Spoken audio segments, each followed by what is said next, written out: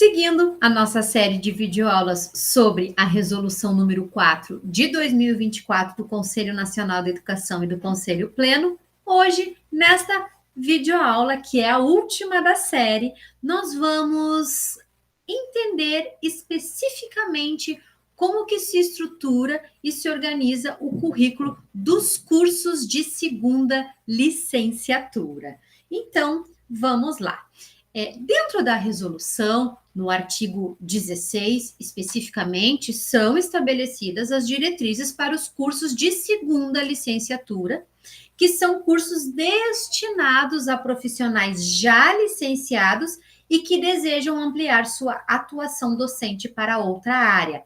Ou seja, né, para deixar bem explicadinho, os cursos de segunda licenciatura, eles são especificamente voltados para as pessoas que já têm uma licenciatura e que querem complementar seus estudos fazendo uma outra licenciatura. Então, esse artigo 16, ele vai especificamente definir a carga horária mínima, né, para esses cursos, a estrutura curricular deles e os requisitos.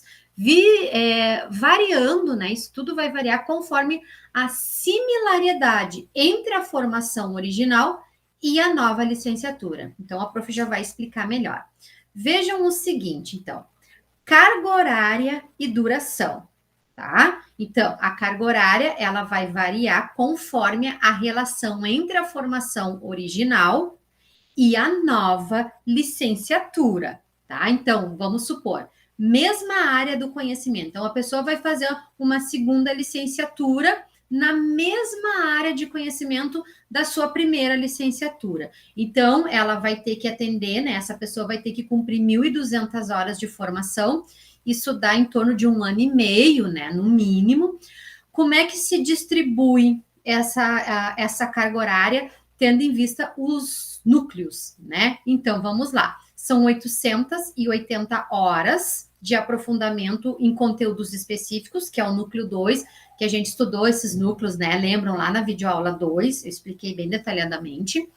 120 horas são voltadas para o núcleo 3, que são as atividades de extensão, e 200 horas são voltadas para o núcleo 4, que é o estágio supervisionado. Então, vocês vejam que como a pessoa já tem uma licenciatura, ela não precisa fazer carga horária do núcleo 1, tá? Isso é bem importante. Agora, vamos pensar no contexto de uma área diferente. Então, a pessoa já tem uma licenciatura numa determinada área do conhecimento e agora ela vai fazer essa segunda licenciatura numa área que não é, né, vamos dizer assim, não é igual à da sua formação original, é numa área bem diferente. Então, aqui são 1.800 horas, tá? O que dá aí 2 anos e meio de curso.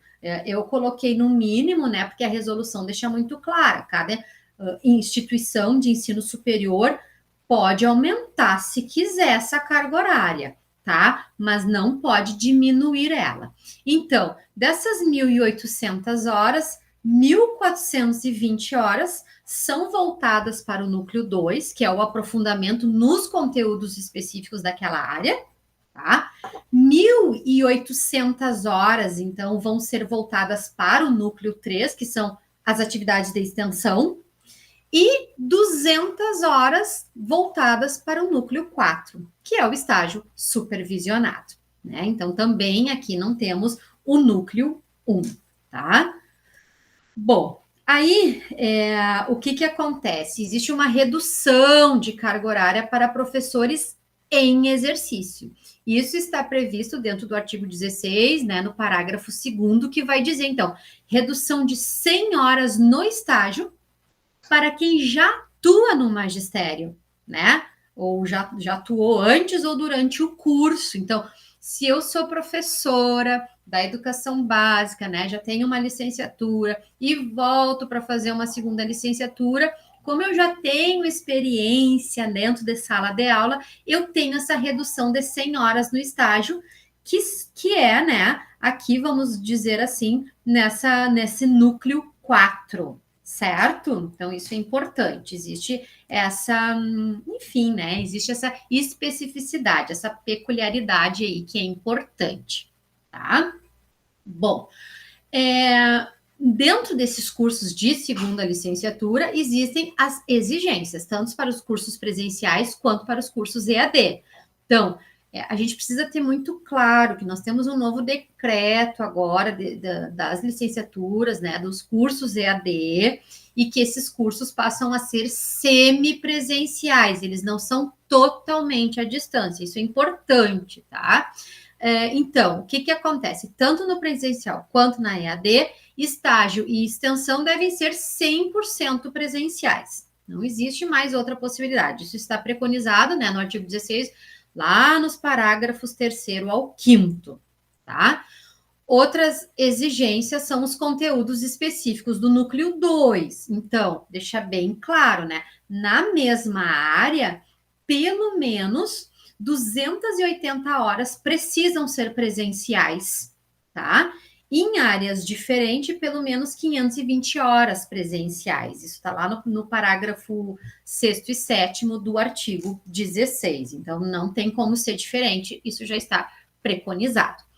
Quem é o público-alvo e as questões que envolvem essa compatibilidade, tá? Então, quem é que pode fazer curso de segunda licenciatura? Como eu já expliquei, né? São pessoas que já têm um diploma de licenciatura, tá? E é importante dizer que, exceto pedagogia, ok? Pedagogia, eu sou pedagoga, eu não posso fazer um curso de segunda licenciatura, tá? Então, é só se eu tivesse licenciatura matemática, licenciatura letras, licenciatura física, química, tá? Isso tá lá no parágrafo 8º. Um outro quesito, né? As instituições de ensino superior, elas devem verificar a compatibilidade entre a formação original e a nova habilitação, para ver se é da mesma área ou se é de área diferente, para poder, vamos dizer assim, incluir aquele aluno dentro da carga horária, da especificidade da área que ele escolheu, tá? Isso está lá no no parágrafo 9º do artigo 16, tá? As instituições aptas a oferecer, quais são? São aquelas universidades que já têm cursos de licenciatura reconhecidas pelo MEC na área pretendida, né?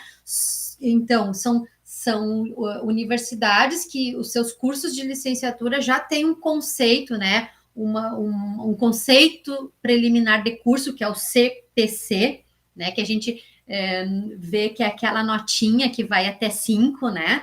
Então, tem que ter os cursos de licenciatura com esse conceito pelo menos 4. Então, entre 4 e 5. E aí, isso não requer a necessidade de um novo ato autorizado, tá? Isso está lá no parágrafo 10º, e então no parágrafo 10, e é super tranquilo, então, a instituição oferecer, tá? Bom, avaliação e participação no ENAD, então os cursos são avaliados junto com a licenciatura original, tá?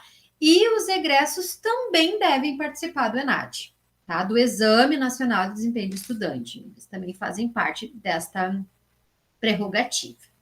Bom, cursos para professores da rede pública. Então, lá no parágrafo 12 também vai dizer, né, que podem ser ofertados em regime de colaboração entre o Ministério da Educação e Sistemas de Ensino por instituições de ensino superior públicas e comunitárias, seguindo as mesmas diretrizes, tá? Bem tranquilo. Então, quando a gente vai analisar esses cursos de segunda licenciatura, a gente tem os cursos de segunda licenciatura, o que eles visam?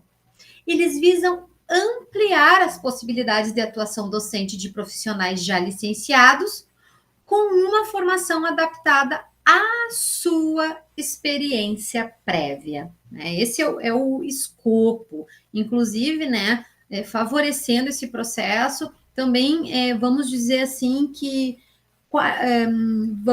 aumenta o número de professores para atuar, né? A mesma professora, vamos dizer assim, ela pode dar aula em diferentes disciplinas, né? Que hoje a gente chama de componentes curriculares. Então, isso também é uma premissa importante. Então, nesse contexto, a formação docente, né?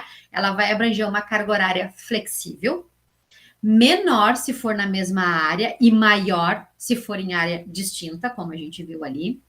Foco em conteúdos específicos e prática docente, então estágio e extensão obrigatórios com exigência de presencialidade, tá? Então isso é bem importante. Reconhecimento da experiência profissional, o que dá então uma redução de carga horária de estágio para quem já atua na educação básica. E garantia de qualidade, né? Porque os cursos devem ser oferecidos por instituições com boa avaliação. Então, com o conceito preliminar de curso maior que 4, né? Entre 4 e 5, e alinhados às diretrizes nacionais, tá? O objetivo, segundo a resolução, é justamente formar professores polivalentes. Opa, vamos voltar ali. Formar professores polivalentes, otimizando tempo e recursos sem perder o rigor na qualidade profissional. Tá? Então, a prof quer chamar a atenção o seguinte: quando vocês abrirem a resolução, tá? Vocês vão ver que tem um anexo lá na resolução, que tá bem legal. Esse anexo mostra bem direitinho quais são as áreas equivalentes e quais são as áreas não equivalentes. Então, se a pessoa está pensando em fazer uma segunda licenciatura, é importante olhar esse anexo da resolução, é o anexo 1 da resolução, né? Como eu já venho dizendo nas outras videoaulas, é importante ler ela, e vou deixar essa curiosidade aí para vocês. E aí vocês vão, na medida, vocês vão observar que nesse anexo 1 tem bem direitinho um quadro, uma tabela, que vai explicar quais são as áreas equivalentes e quais são as áreas que não são equivalentes para a pessoa, então, poder entender, né? Porque, como diz aqui, né? Se for na mesma área, tem uma redução de carga horária. Se for em área distinta, aí é um pouquinho maior a carga horária, tá bom? Ok, a gente fecha então as discussões do capítulo 4, né? Um capítulo bem denso que envolveu a videoaula 3, a videoaula 4 e agora esta videoaula quinta, e nós chegamos no último capítulo da resolução, que é, né, o capítulo 5, que vai trazer as disposições transitórias, né? O capítulo das disposições transitórias. E aí o artigo 17, eu achei importante trazer para vocês, que ele vai então preconizar que os cursos de formação de professores que se encontram em funcionamento deverão se adaptar aos termos desta resolução no prazo de 2 anos a contar na data de publicação, né? Então, lá no artigo 24 aparece que essa resolução ela entra em vigor na data de 1º de julho de 2024. Então, os cursos que já estão em andamento precisarão se adaptar em 2 anos. Então a gente está aqui já 2025, 2026, né? Eu estou gravando essa aula em agosto de 2025 e a gente já tem aí 1 ano da resolução, certo? E aí, os novos cursos que virão, nem preciso dizer que precisam, né, urgentemente já se organizarem curricularmente e estruturalmente a partir desta resolução. O artigo 22 ainda vai dizer, né, os licenciandos matriculados nas licenciaturas até a data de homologação dessa resolução terão o direito assegurado de concluir seu curso sobre a orientação curricular pela qual iniciaram, tá? E aí, no artigo 23, então, fica estabelecido, né, que foram revogadas a resolução do Conselho Nacional de Educação e do Conselho Pleno número 2, de 1º de julho de 2015, também a resolução número 2 de 2019, de 20 de dezembro de 2019, e também a resolução, né, fica revogada, do Conselho Nacional de Educação e do Conselho Pleno número 1, de 27 de outubro de 2020, tá? Então, o que isso quer dizer? Isso quer dizer que a partir de agora, né, a partir de 1º de julho de 2024, o que vale mesmo é essa resolução que a gente veio estudando até então. Então, eu trago aí para vocês, né, a imagem de todas as videoaulas. Na videoaula 1, estudamos o capítulo 1 e 2 da resolução. Na videoaula número 2, estudamos o capítulo 3 e 4, né? Introduzimos o quarto capítulo. Na videoaula 3, aprofundamos os nossos estudos e entendimentos acerca do capítulo 4, com ênfase nos cursos de graduação de licenciatura. Na videoaula 4, seguimos no capítulo 4, porém com ênfase no entendimento acerca, né, da estrutura e do currículo dos cursos de formação pedagógica para bacharéis e tecnólogos. E agora, nesta última videoaula, entendemos os cursos de segunda licenciatura e também vimos o capítulo 5, tá? Então, tá aí. Mais uma vez eu coloco a imagem da própria resolução e leio, e escrevo ali, né? Leia na íntegra. É muito importante que vocês, ao estudarem ela, assistam, né? Assistiram as videoaulas aqui da prof, mas façam a leitura do próprio documento. Eu sempre digo isso, né? Nós precisamos nos acostumar a ler as políticas educacionais, as políticas públicas, porque isso é bem importante. Eu queria muito, muito, muito agradecer a atenção de vocês, agradecer também que vocês me acompanharam até aqui e dizer que é sempre uma alegria, é sempre uma satisfação poder compartilhar um pouquinho dos meus saberes, dos meus fazeres junto com vocês. Vocês sabem que eu sou uma professora aí das políticas públicas, das políticas educacionais, das políticas curriculares, gosto muito desse tema, e o escopo é que a gente possa estar sempre junto compartilhando.